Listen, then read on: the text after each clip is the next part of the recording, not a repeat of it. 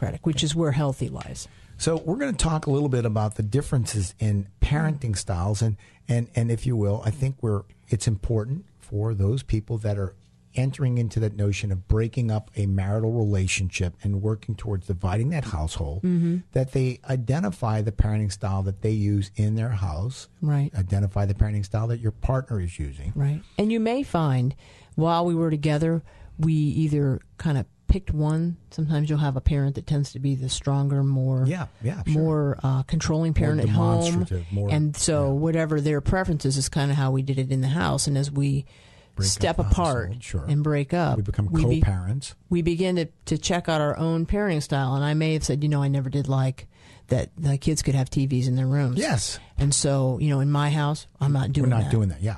So there you start to see the differentiation between a parenting style for one parent and the parenting style of the other parent. As you make those decisions for the parenting style, it's not all or nothing, and some things you're very rule regulated and some things you're very permissive. So there is always a mixture. But it's important that as you decide what is the style that works, it's the style that's for the best interest of the child.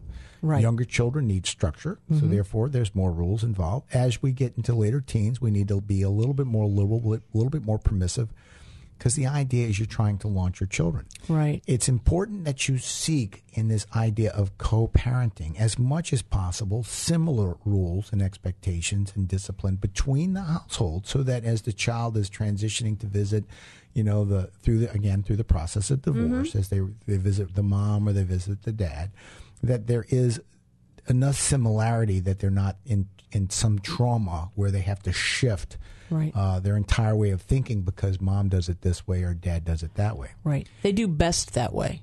It's really important as you work through this process of divorce to develop an effective communication style.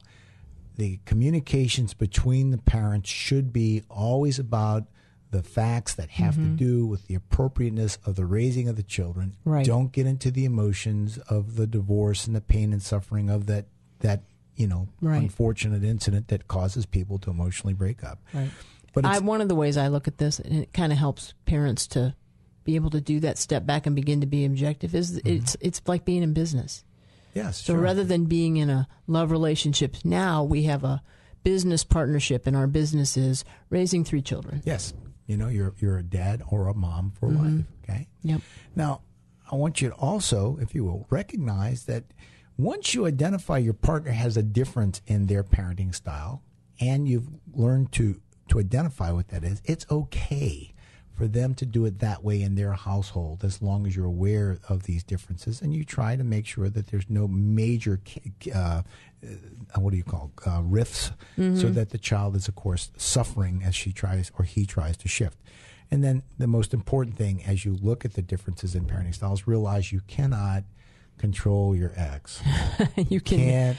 Your ex that's their responsibility to be the mother or father and their way of doing business. You can't change what they have decided to do. You got to put that out of your mind. Right. And you cannot invade their other's household. Just like I wouldn't like it for you to say, Carrie, the kids can't have a TV in the room because I don't do it at my house. Yeah, I would look at you and say, well, wait a second. Sure. This is my house, my home, and if it's okay with me if they have a TV in the room, then it's okay with me. And these, of course, are the parent issues. The kids don't need to be getting votes here. But those are the things that you'll see where I may try to overstep my boundary and move into your space, your area, your resources, and tell you how you should be living. Absolutely.